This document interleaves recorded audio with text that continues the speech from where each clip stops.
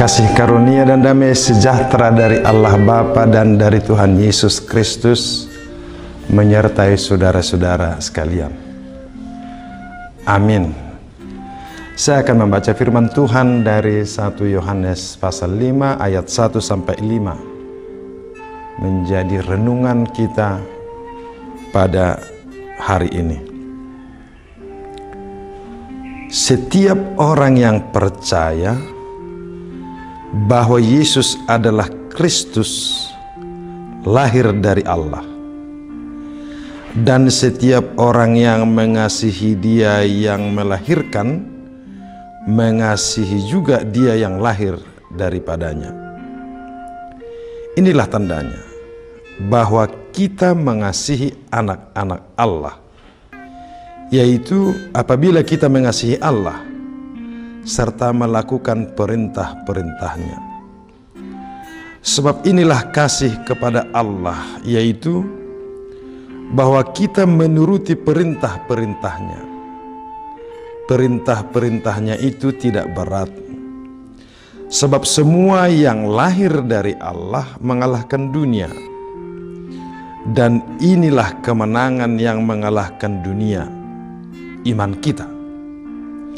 Siapakah yang mengalahkan dunia selain daripada dia yang percaya bahwa Yesus adalah anak Allah? Beriman atau percaya adalah suatu hal yang menghubungkan kita dengan Allah.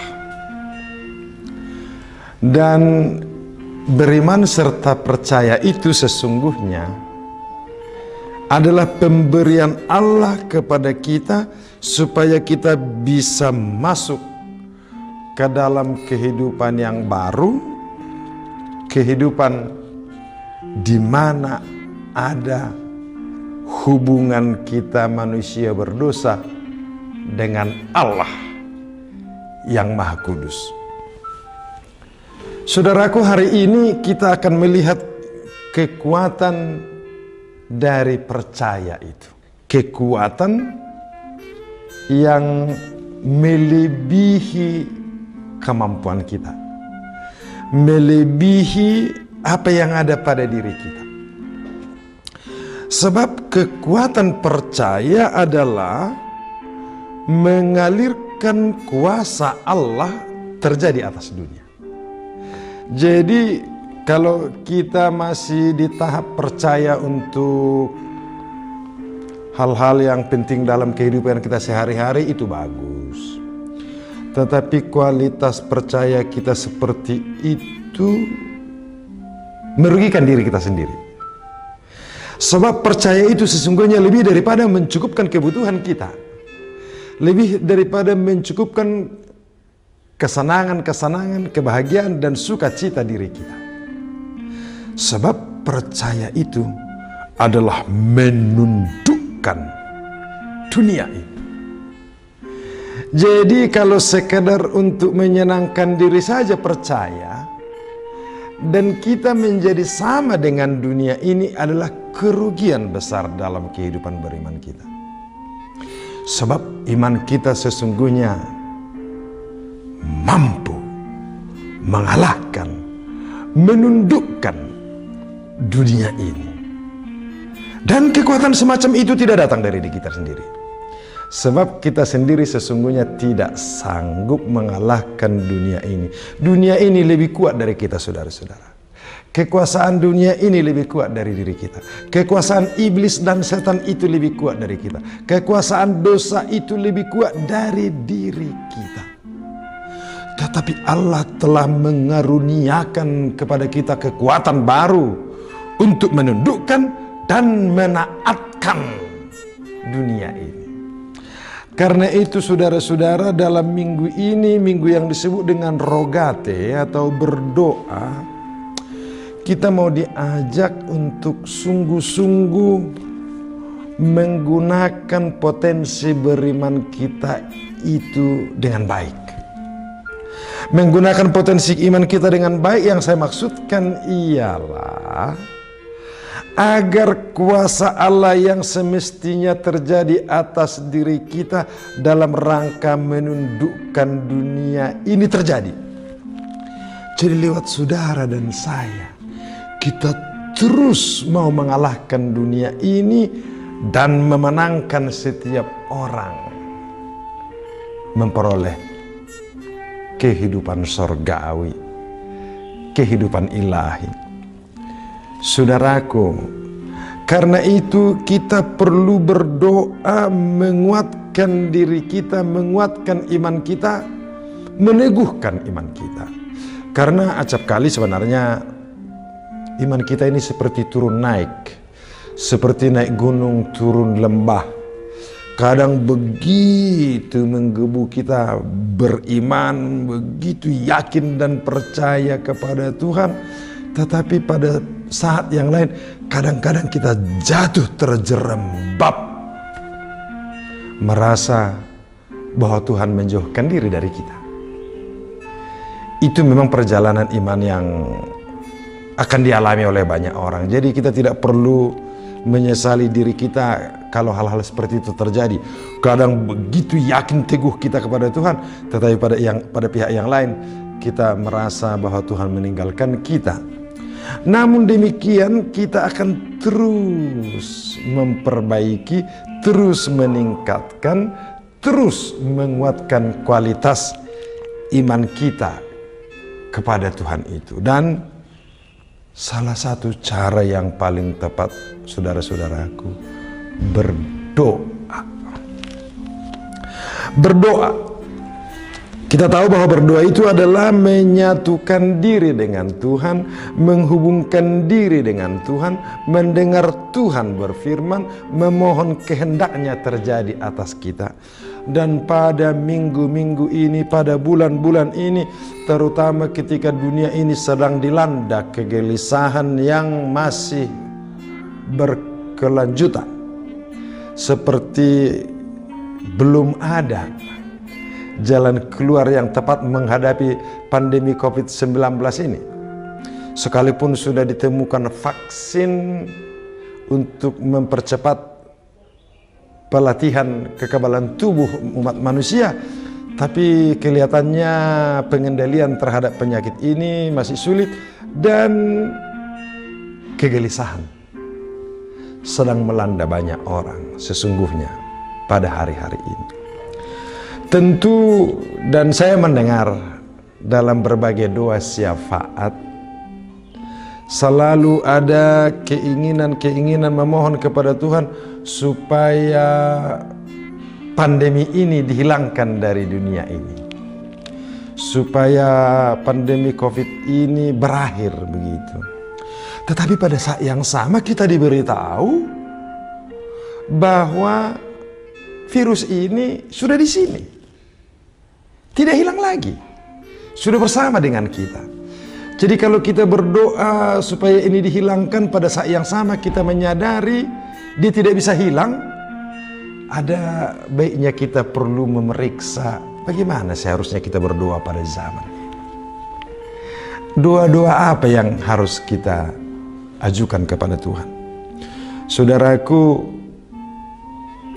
doa-doa yang kita dasarkan pada keinginan dan selera kita, serta meminta Tuhan untuk mewujudkan kehendak dan keinginan kita, sudah perlu kita tinggalkan perlahan-lahan. Dan marilah dulu kita sekarang masuk kepada hakikat doa yang sebenarnya, sebagaimana mau diajak oleh firman Tuhan pada kita hari ini, memohon kepada Tuhan kekuatan peneguhan agar kita sungguh-sungguh percaya kepada Yesus Kristus. Sungguh-sungguh percaya yang saya maksud, saudara-saudara, adalah tunduk dan taat kepadanya. Tidak menggunakan Tuhan Yesus itu sebagai elemen yang menyelesaikan perkara-perkara sulit hidup kita. Tidak membuat Yesus itu menjadi Tuhan yang hanya dalam kerangka mewujudkan kehendak-kehendak kita. Bukan. Tetapi percaya itu, ketundukan kita kepada Tuhan itu ialah mengizinkan kuasanya masuk ke dalam diri kita. dan kuasa itu menundukkan dunia ini, mengalahkan dunia ini.